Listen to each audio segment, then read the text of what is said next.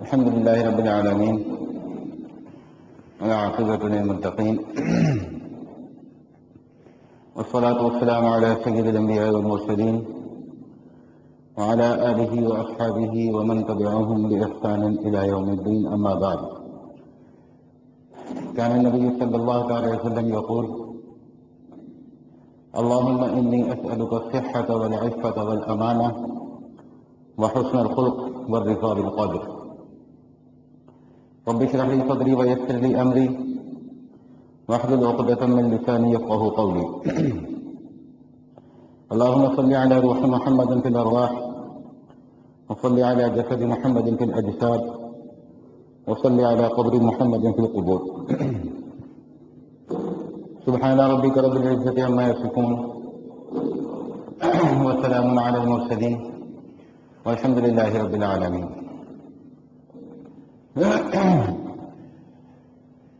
اللہ تعالیٰ سے اپنے حالات کی بہتری کی دعائیں مانگنا نہ یہ خلاف سنت ہے اور نہ ہی شان عبدیت کے منافی ہے. اللہ اور بندے کے درمیان جو ایک تعلق ہے خالق اور مخلوق کا، اللہ سے دعائیں مانگنا مخلوق کو مخلوق ہونے کے مرتبے سے نیچے نہیں گرا دیتا. اور جو خاص کر اللہ تعالیٰ نے انسان کو جو مرتبہ عطا فرمایا ہے، اللہ سے دعائیں مانگنا نہ ہی انسان کو انسانیت کے مرتبے سے نیچے لاتا ہے، بلکہ اللہ تعالیٰ سے اپنے حالات کی بہتری کے لیے دعائیں مانگتے رہنا یہ عین عبادت ہے اور عین سنت کے مطابق ہے. یہی وجہ ہے کہ رسول کریم علیہ الصلوۃ والتسلیم سے ہر موقع پر اللہ تعالیٰ سے دعائیں مانگنا منقول ہے. آج جو خطبے میں نے دعا پڑھی ہے، احادیث کی کتابوں میں یہ دعا ذکر کی گئی ہے کہ رسول کریم علیہ الصلوۃ والتسلیم اللہ تعالیٰ سے یہ دعا مانگا کرتے تھے: اللہم انی اسألک الصحۃ والعفۃ والامانۃ وحسن الخلق والرضا بالقدر.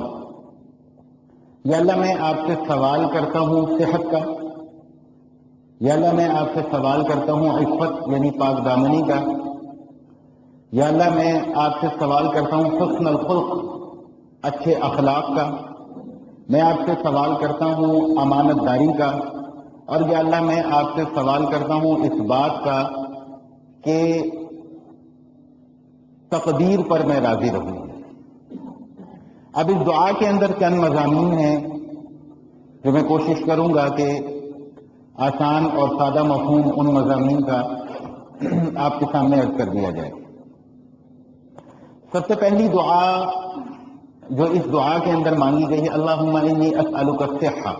یا اللہ میں آپ سے صحت کا سوال کرتا ہوں.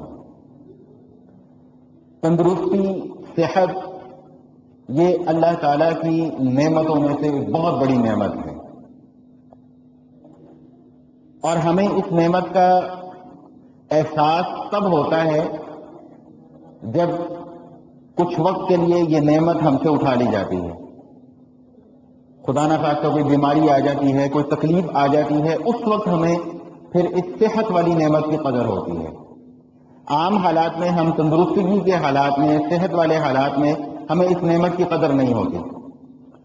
چنانچہ رسول اللہ صلی اللہ تعالی علیہ وسلم نے اپنے فرمان مبارک میں اس بات کی بھی نشاندہی فرما دی: مغبوب فیہما کثیر من الناس الصحۃ والفراغ، او کما قال، کہ دو نعمتیں ایسی ہیں کہ جس سے لوگ غفلت میں پڑے ہوئے ہیں، ایک صحت کی نعمت اور ایک فراغت کی نعمت. یہ دونوں نعمتیں ایسی ہیں کہ انسان اس سے غفلت میں پڑا ہوا ہے. مقصد کیا ہے؟ سمجھانے کا مقصد کیا ہے اس بات کے اندر؟ وہ یہ ہے کہ حالات ہمیشہ ایک جیسے نہیں رہتے. انسان یہ گمان کر کے نہ بیٹھے کہ میں تندرست ہوں تو میں ہمیشہ تندرست ہی رہوں گا. انسان یہ گمان کر کے نہ بیٹھے کہ میرے پاس وقت بہت زیادہ ہے، میں فارغ ہوں اور فراغت میں ہی اللہ تعالیٰ میرے سارے کے سارے کام کر رہے ہیں تو میں ہمیشہ ہمیشہ کے لیے فارغ ہی رہوں گا. ایسا کبھی نہیں ہو سکتا. اسی غفلت کا نقصان تب جا کر ہوتا ہے کہ جب انسان سے صحت والی نعمت بھی لے لی جاتی ہے اور فراغت والی نعمت بھی لے لی جاتی ہے. پھر انسان پچھتاتا ہے، او ہو صحت والے حالات میں میں فلاں کام بھی کر لیتا، فلاں عمل بھی کر لیتا، تو آج وہ عمل مجھ سے چھوٹتا نہیں. فراغت والے لمحات میں میں فلاں عمل بھی کر لیتا تو آج مجھے اس عمل کے چھوٹنے کا رنج نہ ہوتا، الم نہ ہوتا. یہی وجہ ہے کہ رسول اللہ صلی اللہ علیہ وسلم نے ایک اور موقع پہ ارشاد فرمایا کہ 5 چیزوں سے پہلے غنیمت سمجھو، اور اس میں سے ایک یہ چیز بھی ارشاد فرمائی کہ اپنی صحت کو اپنی بیماری سے پہلے غنیمت سمجھو، اور اپنی فراغت کے لمحات کو اپنی مصروفیت کے لمحات سے پہلے غنیمت سمجھو. صحت ہو، تندرستی ہو، انسان عبادات بھی کر سکتا ہے، اپنے دوسرے معمولات بھی کر سکتا ہے جس کی طرف ہم توجہ نہیں دیتے، اور جب خدا نہ خواستہ بیماری کا موقع آتا ہے تو پھر ہمیں افسوس ہوتا ہے کہ اوہو اب یہ ہمارے ساتھ یہ کیا ہو. فراغت کے لمحات ہیں، ہم تلاوت بھی کر سکتے ہیں، اذکار بھی کر سکتے ہیں، نوافل کا بھی اہتمام کر سکتے ہیں، لیکن ہماری اس چیز کی طرف توجہ نہیں ہوتی. جب ہم بہت زیادہ مصروف ہوتے ہیں پھر ہمیں اس چیز کا احساس ہوتا ہے کہ اوہو اس وقت میں اگر میں یہ بھی کر لیتا، یہ بھی کر لیتا، تو آج اتنی مصروفیت کی وجہ سے مجھے اس چیز کے لیے پریشانی کا سامنا نہ کرنا پڑتا. اور یہ اللہ تعالیٰ کا کرم ہے، اللہ کی رحمت ہے کہ انسان صحت اور تندرستی والے حالات میں جو اعمال کرتا ہے، جن اعمال کی پابندی کرتا ہے، جب خدا نہ خواستہ انسان بیمار ہو جاتا ہے تو اللہ تعالیٰ اس بیمار بندے کے نامہ اعمال میں بھی وہ تمام کے تمام نیک اعمال لکھ دیتے ہیں جو صحت والی زندگی میں کیا کرتا تھا. یہی وجہ ہے کہ رسول اللہ صلی اللہ علیہ وسلم ارشاد فرمایا مغبوب فیہما کثیر من الناس، 2 نعمتیں ایسی ہیں کہ لوگ بہت غفلت میں اس سے پڑے ہوئے ہیں، الصحت والفراغ، ایک صحت کی نعمت اور ایک فراغت کے لمحات کی نعمت میں انسان اس سے غفلت کے اندر پڑا ہوا ہے. انسان کو فکر نہیں ہے، ابھی انسان کو پریشانی نہیں ہے. جب یہ دونوں کی دونوں نعمتیں چھن جاتی ہیں پھر انسان کو پریشانی ہوتی ہے. اب دوسری بات سمجھنے کی یہ ہے کہ اگر صحت کی نعمت چھن گئی اور بیماری کی نعمت آ گئی تو اب ہمارا کیا معاملہ ہوگا؟ تو اس کے لیے رسول کریم علیہ الصلوۃ والتسلیم کی یہ تعلیم ہمارے سامنے موجود ہے کہ اللہ تعالیٰ سے صحت کی دعا مانگ رہے ہیں کہ یا اللہ ہمیشہ صحت اور تندرستی والا معاملہ کرنا. اگرچہ بیماری بھی اللہ کی نعمت ہے، لیکن بسا اوقات بیماری میں انسان صبر نہیں کر پاتا، منہ سے اوٹ پٹانگ الفاظ نکل جاتے ہیں، منہ سے کوئی ایسی بات نکل جاتی ہے جو اللہ تعالیٰ کو ناپسند ہوتی ہے. لیکن میں ہمیشہ ایک ہی بات سمجھانے کی کوشش کرتا ہوں کہ جو بھی حالات، جس قسم کے بھی حالات ہمارے اوپر آتے ہیں وہ دراصل اللہ کی طرف سے آزمائش ہوتی ہے ہماری، اگر انسان سمجھے اس کو. تو اگر اچھے حالات ہیں تو وہ بھی آزمائش ہے، اگر برے حالات ہیں تو وہ بھی آزمائش ہے. لیکن اپنا ایمان اس بات کے اوپر پختہ کرنا ضروری ہے کہ میرا اللہ مجھے محبوب ہے، اللہ مجھے پسند کرتا ہے، اسی لیے تو مجھے اللہ تعالیٰ آزمائشوں میں مبتلا کر رہا ہے. اور یہ تو حدیث کا مفہوم بھی ہے کہ اللہ تعالیٰ جس بندے سے محبت کرتے ہیں اللہ تعالیٰ اسے پھر آزمائشوں کے اندر مبتلا کرتے ہیں. جیسا کہ ایک حدیث میں اکثر آپ حضرات کے سامنے عرض کیا کرتا ہوں کہ ایک صحابی آتے ہیں نبی علیہ الصلوۃ والسلام کی خدمت میں اور آ کر عرض کرتے ہیں یا رسول اللہ مجھے اللہ سے بڑی محبت ہے اور آپ سے بڑی محبت ہے. تو فرمایا کہ اپنے دعوے کے اندر سچے ہو؟ عرض کیا جی بالکل سچا ہوں. فرمایا کہ پھر پریشانیوں کے لیے تیار ہو جاؤ، آزمائشوں کے لیے تیار ہو جاؤ. اللہ سے محبت ہے تو پھر آزمائشیں تو آئیں گی آئیں گی.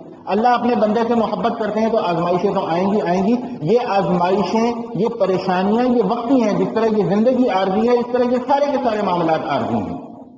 اور دنیا کی زندگی اور پریشانی نہ آئے، آزمائش نہ آئے، مشکل نہ آئے، ایسا ہو نہیں سکتا.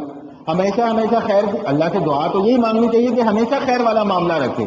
لیکن اگر کبھی اس طرح کی پریشانی آ جائے، اچھا اب یہ دیکھو کہ ہم اللہ سے دعا مانگ رہے ہیں کہ یا اللہ ہمیشہ خیر، یا اللہ ہمیشہ خیر، یا اللہ ہمیشہ خیر، پھر بھی بیماری آ جاتی ہے تو اس کے اندر بھی ہمیں اسی بات کو مد نظر رکھنا چاہیے کہ میری اس بیماری کے اندر بھی کوئی نہ کوئی خیر ہوگی، میری اس بیماری کے اندر بھی کوئی نہ کوئی بھلائی ہوگی.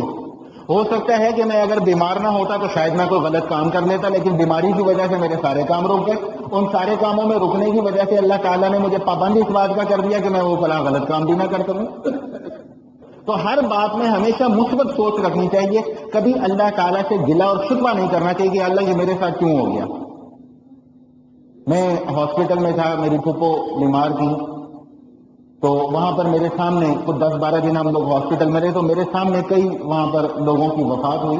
تو وہ جو ان کے لواحقین تھے اللہ معاف فرمائے، ایسے ایسے الفاظ ان کے منہ سے سننے کو ملتے تھے کہ میں کانپ جاتا تھا، ڈر جاتا تھا کہ یا اللہ یہ لوگ کیسی باتیں کر رہے ہیں، یا اللہ تو ساڑھے نال یہ کرنا چاہیے. بھائی اللہ کی دنیا ہے، اللہ کی کائنات ہے، اللہ جو چاہے جس کے ساتھ چاہے کرے. ہم کون ہوتے ہیں اللہ سے گلہ شکوہ کرنے والے؟ تو بہرحال اللہ کے رسول صلی اللہ علیہ وسلم ہمیں دعا تلقین فرمانے کہ اللہ سے مانگو، اللہم انی اسألک الصحۃ، یا اللہ میں آپ سے صحت اور تندرستی کا سوال کرتا ہوں. بیماری بھی نعمت ہے، لیکن یا اللہ میں بیماری کا متحمل نہیں ہوں، لہذا تو مجھے صحت والی نعمت ہی عطا فرما. اور یہی وجہ ہے کہ اللہ کے رسول صلی اللہ علیہ وسلم کا فرمان عالی شان ہے، جس کا مفہوم ہے کہ اللہ تعالیٰ کو جو دعائیں پسند ہیں اس میں سب سے زیادہ اللہ تعالیٰ کو عافیت کی دعا پسند ہے، خیریت کی دعا پسند ہے. ہمیشہ اللہ تعالیٰ سے خیریت کی دعا مانگتے رہنا چاہیے. اور چنانچہ حدیث کے اندر ایسے دعاؤں کے الفاظ اللہ کے رسول صلی اللہ علیہ وسلم نے ہمیں سکھلائے اور بتلائے ہیں. اللہم انی اسألک العفو والعافیہ فی الدنیا والآخرہ، یا اللہ میں آپ سے درگزر کا سوال کرتا ہوں، اور یا اللہ میں ہمیشہ خیریت کا سوال کرتا ہوں کہ دنیا میں بھی ہمیں خیریت عطا فرما اور آخرت میں بھی ہمیں خیریت عطا فرما. یہ اللہ تعالیٰ کو یہ دعائیں بڑی پسند ہیں. عربی میں یاد نہیں ہوتی نہیں کوئی بات نہیں، اردو میں مانگنے ہیں، اللہ ہمیشہ خیر کا معاملہ فرما. کوئی مشکل الفاظ تو نہیں ہے. کوشش تو یہی کرنی چاہیے کہ عربی میں یاد ہو جائیں، کیونکہ نبی علیہ الصلوۃ والسلام کی زبان عالی شان سے نکلے ہوئے الفاظ ہیں، اور ان کے اندر جو برکت اور تاثیر ہے وہ میری اور آپ کی زبان سے نکلے ہوئے الفاظ کے اندر نہیں ہو سکتی. لیکن چلو مجبوری ہے، ہمیں عربی میں یاد نہیں ہو پاتی دعائیں، تو اللہ سے اردو میں دعا مانگ لیں کہ یا اللہ خیر کا معاملہ فرما، یا اللہ عافیت کا معاملہ فرما. اور ایک اور حدیث میں اور خوبصورت الفاظ آئے ہیں، اللہم انی اسألک العفو والعافیہ والمعافات فی الدین والدنیا والآخرہ، یا اللہ درگزر کا سوال کرتا ہوں، عافیت یعنی خیریت کا سوال کرتا ہوں، اور معافات کا سوال کرتا ہوں. معافات کے معنی علماء نے بڑے خوبصورت لکھے ہیں کہ معافات کا معنی یہ ہے کہ یا اللہ میری وجہ سے کسی کو تکلیف نہ پہنچے اور کسی کی وجہ سے مجھے تکلیف نہ پہنچے. کتنے خوبصورت الفاظ ہیں اور کتنی خوبصورت دعا ہے یہ. ہم لوگوں نے تو دعا کو اللہ معاف فرمائے ایک ہوا بنا لیا ہوا ہے، ہوا بنا لیا ہوا ہے کہ دعا نہ مانگنی پڑ جائے کہیں ہمیں. نماز کے بعد ایسے غائب ہوتے ہیں، مسجد سے ایسے غائب ہوتے ہیں کہ کہیں ہمیں دعا نہ مانگنی پڑ جائے، کہیں دعا نہ مانگنی پڑ جائے. دعا نہیں مانگو گے تو کام کیسے نکلیں گے؟ لوگ اعتراض کرتے ہیں جی فلاں جگہ تو دعا نہیں ہوتی، آپ لوگ اچھا اسی مسئلے کے اندر لوگوں کو الجھا کے رکھا ہوا کہ جی دعا سنت ہے کہ نہیں ہے، نماز کے بعد دعا مانگنی چاہیے، کہ ایسے بے وقوف بنایا ہوا ہے لوگوں کو. اللہ کے بندو، اللہ کے نبی نے دعائیں مانگی ہیں. اللہ کے رسول صلی اللہ علیہ وسلم فرماتے ہیں کہ فرض نماز کے بعد جو دعا مانگی جاتی ہے اللہ تعالیٰ اس دعا کو قبول فرما لیتے ہیں. ہم دعاؤں کا ہی نہیں اہتمام کرتے. ہمارے پاس اتنی فرصت نہیں ہے، اتنا وقت نہیں ہے کہ ہم 2 منٹ کے لیے بیٹھ کر دعائیں مانگ لیں. 2 منٹ کے لیے، 2 منٹ سے زیادہ تو ٹائم نہیں لگتا. چلو کتنا 3 منٹ لگ جائیں گے، 4 منٹ لگ جائیں گے، 5 منٹ لگ جائیں گے. بھائی دنیا کے اور بھی تو کام کرتے ہیں اتنا سارا وقت نکال کر. تو اللہ سے 5 منٹ کے لیے بیٹھ کر دعائیں نہیں مانگ سکتے؟ اللہ سے اپنے کام نہیں نکلوا سکتے؟ ہمارا کام کرنا کس نے ہے؟ مومن ہو تو مومن کا تو عقیدہ یہی ہے کہ میرے تو سارے کے سارے کام کرنے ہی اللہ نے ہیں. مجھے اگر بیماری آ گئی تو مجھے صحت بھی اللہ نے دینی ہے. ڈاکٹر مجھے صحت نہیں دے سکتا، ہاں سبب ضرور بن سکتا ہے، صحت نہیں دے سکتا. میں اس موضوع پر 2-3 جمعوں سے لگاتار گفتگو کرتا آ رہا ہوں، اور میں نے آج یہ جو موضوع منتخب کیا ہے، یہ دعا جو منتخب کی ہے، یہ اسی سمجھ لیجیے کہ اسی گفتگو کا ایک تسلسل ہے یہ، کہ ہمارے کام کرنا ہی اللہ نے ہے. اولاد نہیں ہو رہی تو ہمیں اولاد بھی اللہ نہیں دینی ہے، ڈاکٹر نے نہیں دینی اولاد. بھوک لگ رہی ہے تو ہماری بھوک بھی اللہ نہیں مٹانی ہے. کتابوں میں بزرگ کا واقعہ لکھا ہوا ہے کہ بیٹھے ہوئے رو رہے ہیں، صاحب ان کے پاس آئے، نے کہا جی آپ کیوں رو رہے ہیں؟ میں نے کہا بھوک لگ رہی ہے اس لیے رو رہا ہوں. تو بھوک لگ رہی ہے تو رونے کی کیا بات ہے، کھانے کا انتظام کرو. کہ اللہ سے مانگ رہا ہوں، اللہ دے گا تو کھاؤں گا. مومن کا تو ایمان اس درجے کا ہونا چاہیے. یہی وجہ ہے کہ رسول اللہ صلی اللہ علیہ وسلم ہمیں یہ دعائیں تلقین فرما رہے ہیں. اللہم انی اسألک الصحہ، یا اللہ میں آپ سے صحت کا سوال کرتا ہوں، یا اللہ میں آپ سے تندرستی کا سوال کرتا ہوں. یا اللہ بیماری بھی اگر سے آپ کی ایک نعمت ہے، میں بیماری کو برا نہیں کہتا. اللہ کے رسول صلی اللہ علیہ وسلم فرماتے ہیں اگر کسی کو بخار آ جائے تو بخار کو برا مت کہا کرو. کیوں؟ اس لیے کہ بخار کی وجہ سے تمہارے جتنے صغیرہ گناہ ہیں وہ سارے کے سارے جھڑ جاتے ہیں. تو اس لیے کبھی بیماری کو برا نہیں کہنا چاہیے کہ میں بیمار ہو گیا، مجھے میرے ساتھ یہ کیوں ہو گیا، یہ میرے ساتھ ہی یہ کیوں معاملہ ہو گیا، میرے پیٹ میں کیوں درد ہو گیا. اگر آپ حضرات کے ذہنوں میں ہو تو میں نے گزشتہ نشست میں بھی ایک بار اس حوالے سے عرض کی تھی. ایک واقعہ میں نے بزرگ کا نقل کیا تھا حضرت دین پوری رحمۃ اللہ تعالیٰ علیہ کا، کہ ان کے گردے کے اندر تکلیف ہوئی، شدید تکلیف ہوئی، لوٹ پوٹ ہو گئے. تھوڑی دیر بعد اچانک خیال آیا تو اٹھ کر بیٹھ گئے. انہوں نے کہا ہمیشہ اللہ تعالیٰ کی رحمتیں رہی ہیں، ہمیشہ اللہ تعالیٰ کا کرم رہا ہے، اگر آج تھوڑی سی تکلیف ہوگی تو اس میں اتنی پریشانی والی کیا بات ہے. ہم ایک بیماری کی تکلیف کو، ایک تکلیف کو لے کر بیٹھ جاتے ہیں، لیکن اس کے علاوہ جو اتنی ساری اللہ تعالیٰ کی نعمتیں، ان نعمتوں کو ہم کیوں بھول جاتے ہیں؟ خدا نہ خواستہ سر میں درد ہوا تو چلو سر میں درد ہوا، ایک تکلیف ہے، لیکن کم از کم آنکھیں تو کام کر رہی ہیں، کم از کم ہاتھ تو کام کر رہے ہیں، کم از کم کان تو کام کر رہے ہیں، زبان تو کام کر رہی ہے، جسم تو کام کر رہا ہے، ٹانگیں تو چل رہی ہیں، پاؤں تو کام کر رہے ہیں، باقی اللہ تعالیٰ کی نعمتیں دیکھیں نا کتنی ساری ہیں، کھانا بھی کھا رہے ہیں، پانی بھی پی رہے ہیں، اللہ تعالیٰ نے دوا کھانے کی صلاحیت بھی دے دی ہے، ورنہ تو ایسے ایسے بھی بیمار دیکھے ہیں اللہ تعالیٰ اپنی امان میں رکھے کہ وہ بیچارے دوا تک نہیں کھا سکتے، خوراک کی نالیاں لگی ہوتی ہیں، یہاں پائپ لگے ہوتے ہیں، پائپوں کے ذریعے خوراک پہنچائی جا رہی ہے، پائپوں کے ذریعے سے دوا پہنچائی جا رہی ہے، ان کو بھی تو دیکھیں، ان کی طرف دیکھ کر اپنی ان نعمتوں کے اوپر اللہ کا شکر ادا کرنا چاہیے جو اللہ تعالیٰ نے نعمتیں ہمیں عطا فرمائی ہیں۔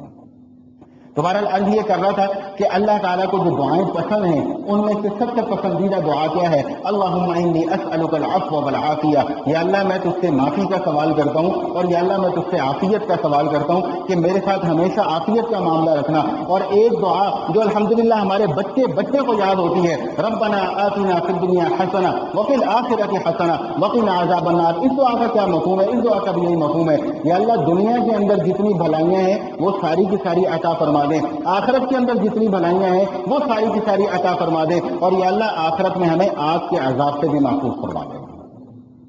تو اللہم انی اسألک الصحہ، پہلی دعا رسول اللہ صلی اللہ تعالی علیہ وسلم ہمیں کیا سکھا رہے ہیں؟ اللہم انی اسألک الصحہ، یا اللہ میں تجھ سے صحت کا سوال کرتا ہوں۔ اور دوسری دعا کیا سکھا رہے ہیں؟ اللہم انی اسألک الصحۃ والعفہ، یا اللہ میں پاک دامنی کا سوال کرتا ہوں، یا اللہ ہمیشہ مجھے ایسا رکھنا کہ میرا دامن داغدار نہ ہو، مجھ پر لوگ انگلیاں نہ اٹھا سکیں، یہ اللہ سے مانگیں گے یہ چیزیں تو ملیں گی، اللہ نے ہمیں پابند کیا ہوا ہے کہ مجھ سے مانگتے رہو میں تمہیں دیتا رہوں گا۔ ہم مانگتے نہیں ہیں اللہ سے، ہم بھول گئے ہیں اللہ تعالیٰ سے مانگنا۔ ہم یہ چاہتے ہیں کہ بس ہم گھر میں بھی بیٹھے رہیں اور ہمارے سارے کے سارے کام بھی ہوتے رہیں، ہو سکتا ہے ایسا بھی سلسلہ اللہ تعالیٰ کوئی چلا دیں، لیکن اللہ میں نے پہلے بھی یہ بات عرض کی تھی کہ اللہ تعالیٰ اپنے نہ ماننے والے کو بھی کھلاتے پلاتے ہیں، اپنے ماننے والے کو بھی کھلاتے پلاتے ہیں، لیکن نہ ماننے والے کو کھلا کر اللہ خوش نہیں ہوتے، ماننے والے کو کھلا پلا کر اللہ خوش بھی ہوتے ہیں۔ کیوں؟ اس لیے کہ وہ اللہ سے مانگ کر کھاتا ہے۔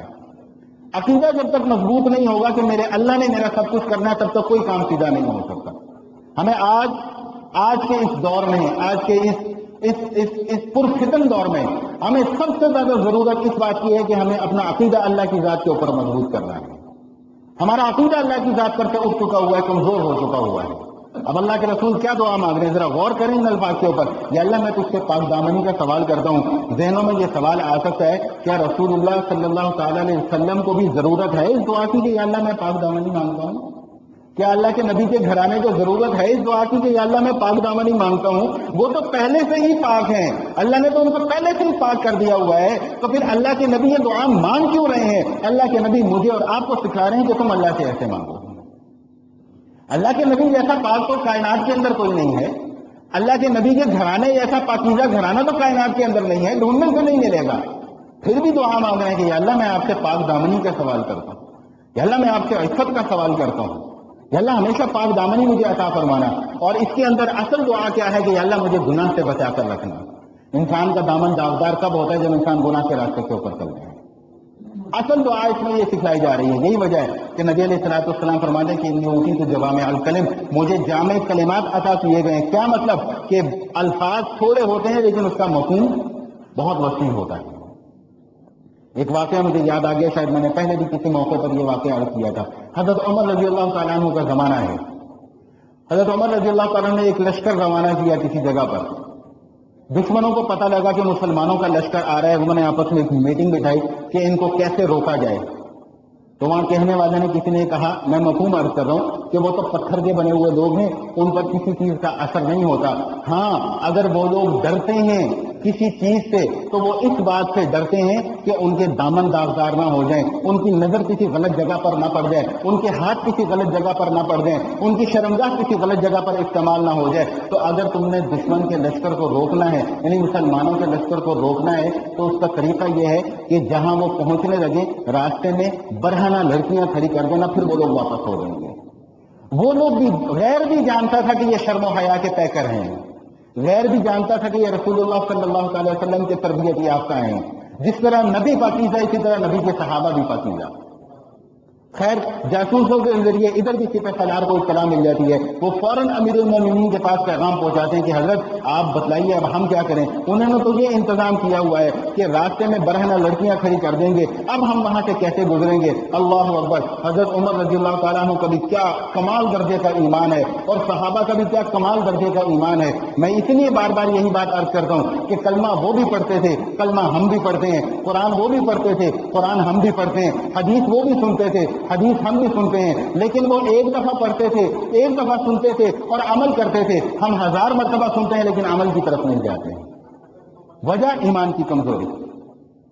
انہوں نے کہا پریشان ہونے کی ضرورت نہیں ہے. سپہ سالار کو جواب کیا دے رہے ہیں؟ پریشان ہونے کی ضرورت نہیں ہے. سورہ نور ہے 18ویں پارے میں, وہاں پردے کے احکام بیان کیے گئے ہیں, نظر کے حفاظت کے احکام بیان کیے گئے ہیں. فرمایا کہ ان کو قرآن کی آیت پڑھ کے سنا دو. قل للمؤمنین یغضوا من ابصارہم ویحفظوا فروجہم. مومنین کو کہہ دیجئے کہ اپنی نظروں کو جھکا کے رکھا کریں, اپنی شرمگاہوں کی حفاظت کیا کریں.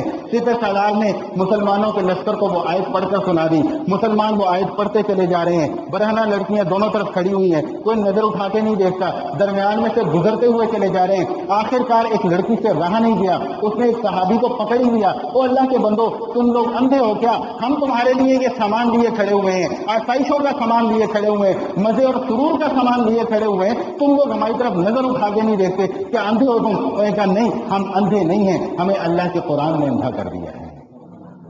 ہماری تو آنکھیں ہیں, دیکھتے ہیں, رات کی تاریکیوں میں بھی دیکھ لیتے ہیں, دن کے اجالوں میں بھی دیکھ لیتے ہیں, لیکن اللہ کے قرآن نے ہمیں یہاں پر اس موقع پر اندھا کر دیا ہے. اللہ کے قرآن نے اس موقع پر ہمیں حکم دیا ہے کہ اپنے نظروں کو جھکا کر رکھو, لہذا ہم اپنی نظروں کو جھکا کر رکھیں.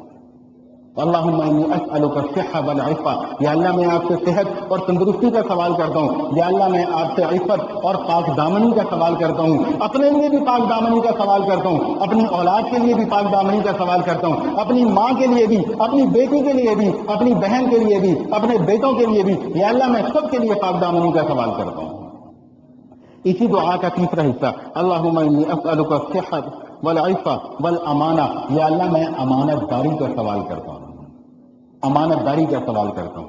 یہ جتنی بھی اچھی عادات ہیں, جتنے بھی نیک اعمال ہیں, یہ اللہ سے مانگنے پر ملتے ہیں. یاد رکھیے گا, اللہ سے مانگنے پر ملتے ہیں, اللہ سے مانگنے پر ملتے ہیں. دو چیزیں اس میں کار فرما ہیں, اپنی محنت اور اللہ سے سوال. دونوں میں سے کوئی ایک چیز کم ہو جائے تو نہ بندہ نمازی بن سکتا ہے, نہ بندہ روزہ دار بن سکتا ہے. یہ بات یاد رکھیے گا, بڑے کام کی بات آپ کو بتا دوں. تھوڑی سی اپنی محنت اور پھر اللہ سے سوال. اپنی محنت کیا ہے؟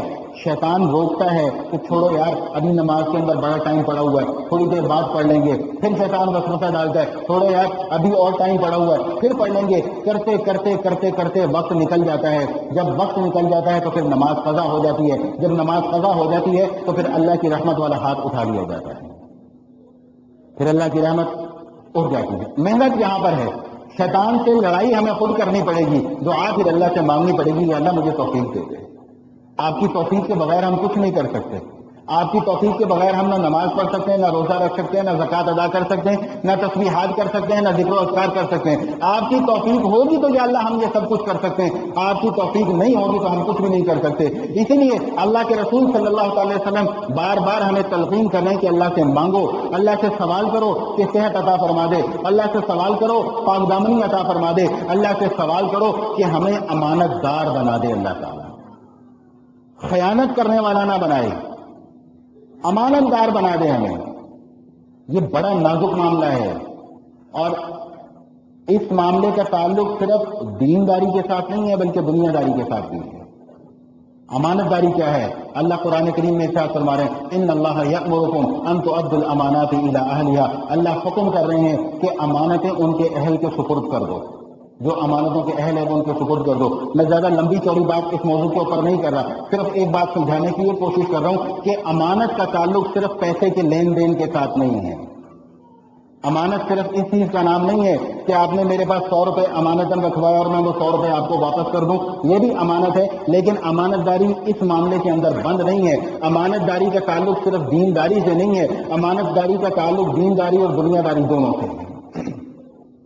میں ایک جگہ پر کام کرتا ہوں، میری ڈیوٹی ہے وہاں پر 8 گھنٹے کام کرنا، 8 گھنٹے کام کرنے کی مجھے تنخواہ ملے گی۔ اگر میں 8 گھنٹے کام نہیں کرتا، میں 5 گھنٹے کام کرتا ہوں، میں امانت داری کے اندر خیانت کر رہا ہوں، امانت کے اندر خیانت کر رہا ہوں۔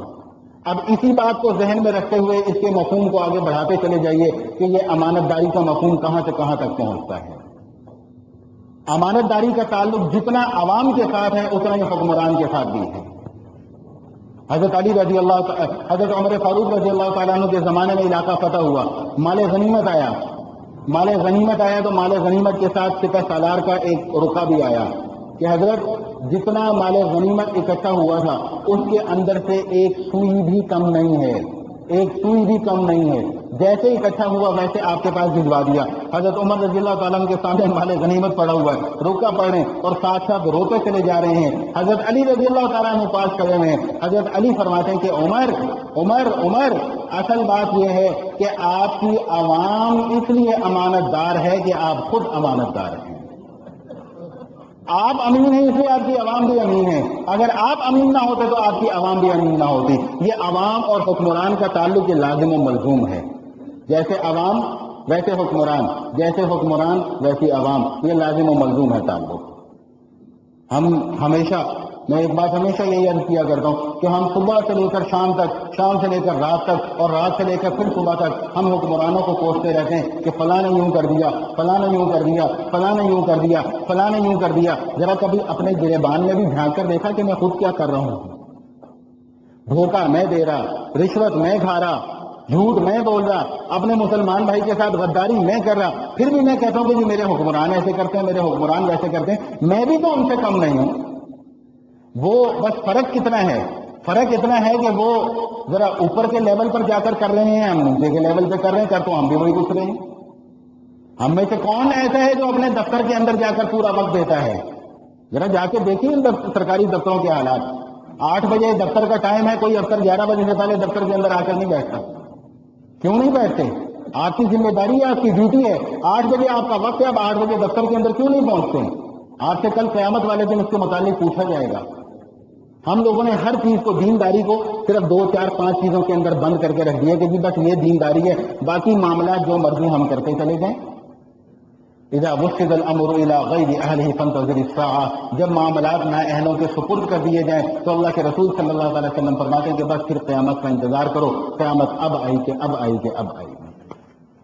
تو کیا دعا مانگ رہے ہیں رسول اللہ؟ اللہم انی اسألک الصحہ والعفہ والامانہ، یا اللہ میں آپ سے صحت اور تندرستی کا سوال کرتا ہوں، عفت پاک دامنی کا سوال کرتا ہوں، امانت داری کا سوال کرتا ہوں۔ یا اللہ مجھے خائنین میں شمار نہ فرمانا، مجھے امین لوگوں میں شمار فرمانا، امانت داروں کے اندر میرا شمار فرمانا۔ اور پھر چوتھی دعا کیا مانگ رہے ہیں؟ وحسن الخلق، یا اللہ میں اچھے اخلاق کی آپ سے دعا مانگتا ہوں۔ اچھے اخلاق، اچھے اخلاق، اچھے اخلاق جو آج کل ہمارے اندر سے بالکل ختم ہو چکے ہیں۔ علماء کیا، صلحاء کیا، عوام کیا، خواص کیا، اخلاق ڈھونڈنے سے نہیں ملتے، ڈھونڈنے سے نہیں ملتے، اخلاق کہاں چلے گئے ہمارے؟ جس طرح ہم نے دین کو صرف نماز روزے کے اندر بند کر دیا ہے، اس طرح ہم نے اخلاق کو بھی صرف 1 2 چیزوں کے اندر بند کر دیا ہے۔ اخلاق کس چیز کا نام ہے ہماری نظر میں؟ ہماری نظر میں اخلاق کس چیز کا نام ہے؟ آپ آئے میرے پاس، آپ نے کہا السلام علیکم، میں نے کہا وعلیکم السلام، آپ ادھر بیٹھ گئے، میں ادھر بیٹھ گیا، ذرا تو شروع سے جواب دیا کہتے جی بندہ بڑا بد اخلاق ہے۔ باقی چاہے سارے کے سارے اعمال اس کے درست ہوں، یہ میں اپنا معیار بتا رہا ہوں کہ ہمارا کیا معیار ہے۔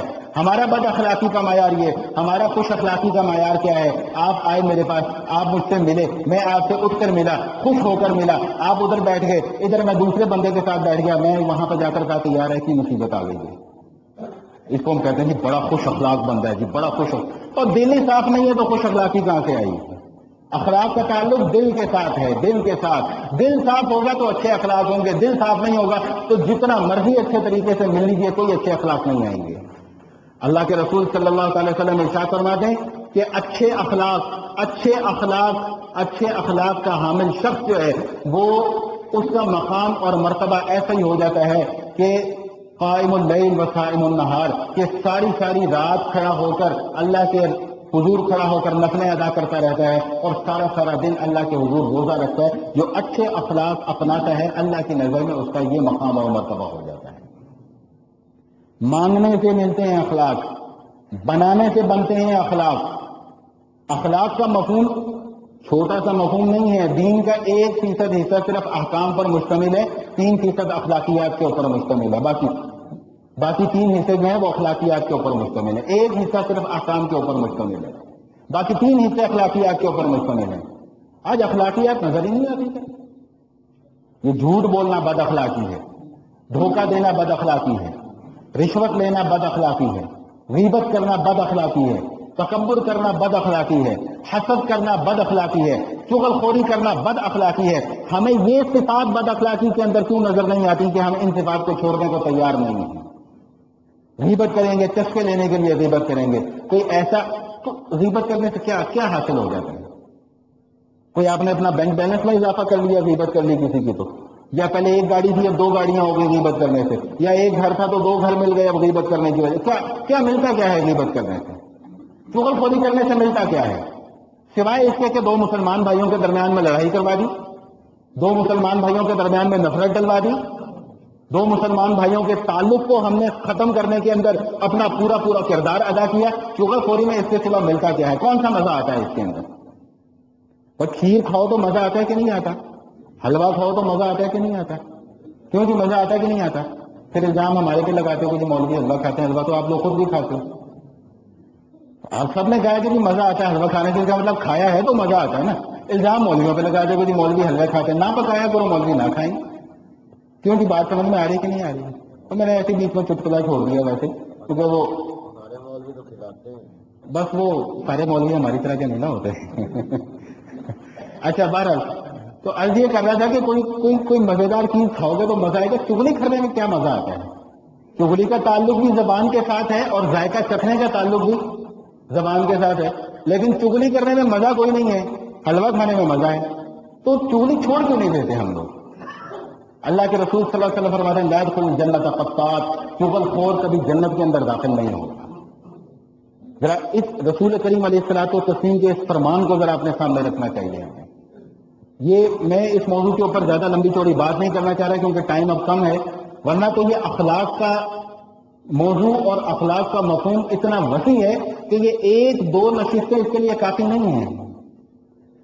بیٹیوں کے ساتھ ہم برا برتاؤ کرتے ہیں، بیٹوں کے ساتھ ہم اچھا برتاؤ کرتے ہیں، یہ بھی بد اخلاقی ہے۔ اپنی بیٹی کے ساتھ اچھا سلوک کرتے ہیں، دوسرے کی بیٹی کو گھر لے کر آتے ہیں اس کے ساتھ برا سلوک کرتے ہیں، یہ بھی بد اخلاقی ہے۔ یہاں پر آ کر ہماری وہ ایک وہ جو ہمارے اسٹیٹس ہے وہ کہاں غائب ہو جاتا ہے؟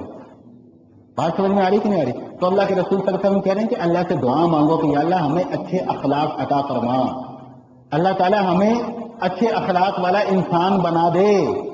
ہے تھوڑا سا مشکل کام لیکن محنت ضرور کرنی پڑے گی۔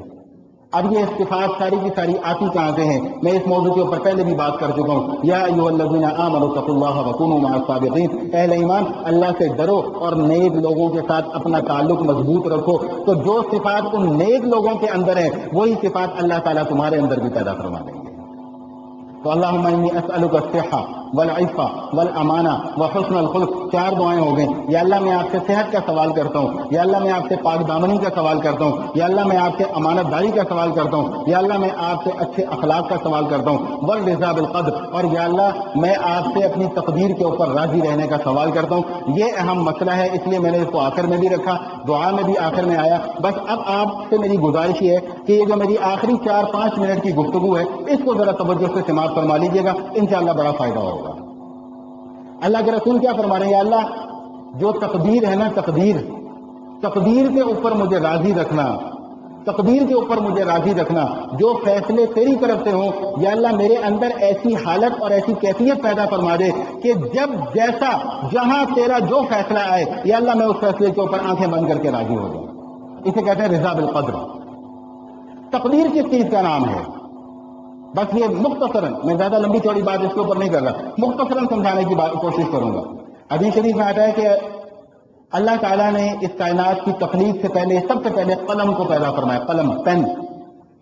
جب قلم کو پیدا فرمایا تو اللہ پاک نے قلم کو حکم دیا کہ لکھو۔ اس نے عرض کیا کہ یا اللہ کیا لکھوں؟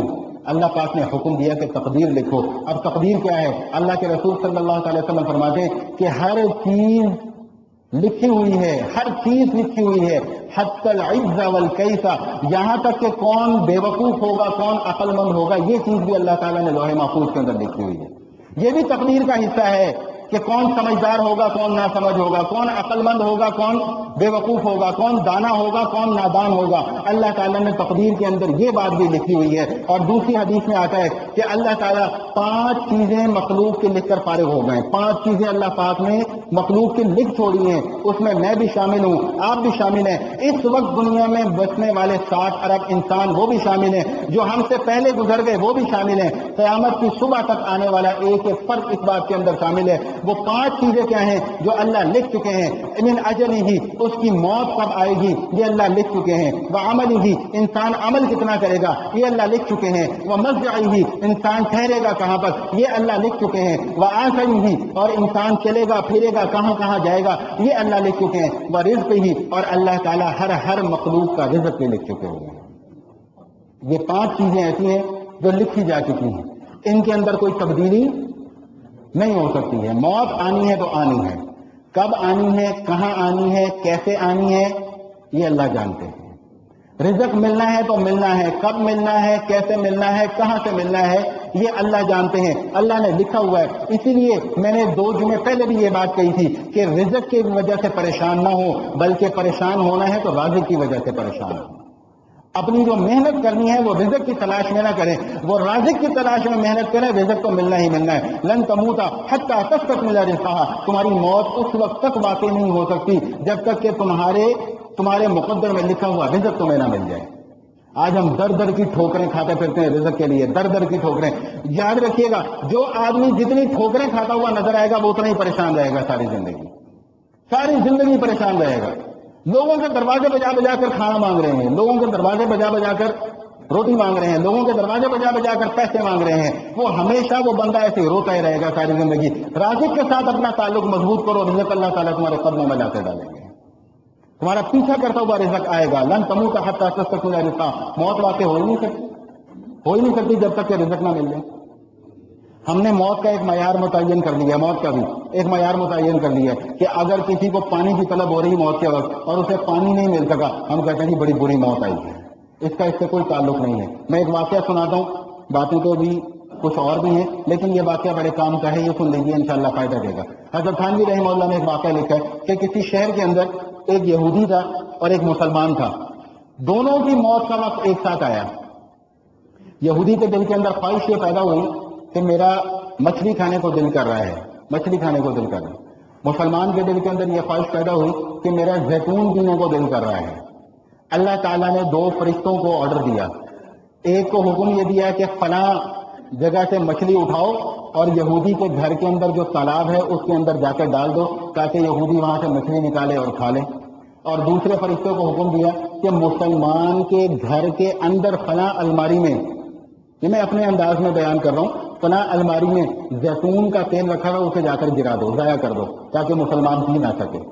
اب فرشتے تو اللہ کے حکم کے پابند ہیں، ایک نے ایسے ہی کیا، یہودی کے تالاب میں لا کر مچھلی ڈال دی اور مسلمان کے گھر میں زیتون کے تیل کا ڈبہ تھا وہ گرا دیا۔ اب دونوں فرشتوں کی آپس میں ملاقات ہوئی، تو نے کہا تم کدھر ہیں، تم کدھر ہیں، یہ کام کر کے آ رہا ہوں، اس نے کہا یہ کام کر کے آ رہا ہوں۔ دونوں فرشتے اللہ کی بارگاہ میں حاضر ہوئے اور جا کر عرض کیا کہ یا اللہ، مسلمان تو آپ کا نام لینے والا اور یہودی تو آپ کو نہ ماننے والا، اس کی آخری خواہش کو پورا کر دیا، مسلمان کی آخری خواہش کو پورا نہیں کیا۔ یا اللہ بات کچھ سمجھ میں نہیں آئی، تو اللہ پاک نے بڑی عجیب بات ارشاد فرمائی جو میرے اور آپ کے لیے ایک حوصلہ بڑھانے کے لیے اور ایک ہمت والی بات ہے۔ اللہ پاک نے ارشاد فرمایا کہ بات دراصل یہ ہے کہ جو مسلمان نہیں ہے، جو مجھے نہیں مانتا، جو مجھ سے مانگتا بھی نہیں ہے، وہ اگر کوئی اچھے کام بھی کر لیتا ہے تو اس کا بدلہ میں اسی دنیا کے اندر دے دیا کرتا ہوں۔ یہودی کا ایک کام اچھا باقی تھا جس کا بدلہ میں نے ابھی تک اسے دنیا کے اندر نہیں دیا تھا. آخری وقت میں جب وہ اب ہمارے پاس آنے لگا اسے بھوک لگی, مچھلی کی خواہش ہوئی, تو میں نے کہا کہ اس کی خواہش کو دنیا کے اندر پورا کر دیا جائے تاکہ کل جب یہ میرے پاس حاضر ہو, میرے خدمت میں آئے, میرے سامنے حاضر ہو, تو یہ مجھ سے کسی نعمت کا سوال نہ کر سکے کہ اللہ میں نے فلاں اچھا کام کیا تھا تو اس کا بدلہ مجھے یہاں پر عطا فرما دیجیے. اور اس کے بدلے میں مسلمان کے اوپر جب کوئی تکلیف آتی ہے اللہ اس کی غلطیاں مٹا دیتے ہیں, اس کے گناہوں کو معاف فرما دیتے ہیں. مسلمان ایک ایسا تھا کہ اس کا ایک گناہ باقی رہ گیا تھا جو مٹنا باقی تھا, اسی لیے میں نے اس کی اس خواہش کو اس دنیا کے اندر پورا نہ کیا تاکہ کل کو جب یہ میرے پاس آئے, میری خدمت میں حاضر ہو, میرے قدموں میں آئے, مجھے آ کر سجدہ کرے اس کی روح, تو میں اس کو نعمتوں سے نواز سکوں, میں اس کو نعمتوں سے مالا مال کر سکوں. تقدیر کے حوالے سے بات تھی وہ درمیان میں رہ گئی, انشاءاللہ موقع ملا تو پھر کبھی اس موضوع کے اوپر بات کریں گے. دعا یہ ہے کہ اللہ میرا کہنا اور آپ حضرات کو سننا قبول فرمائے.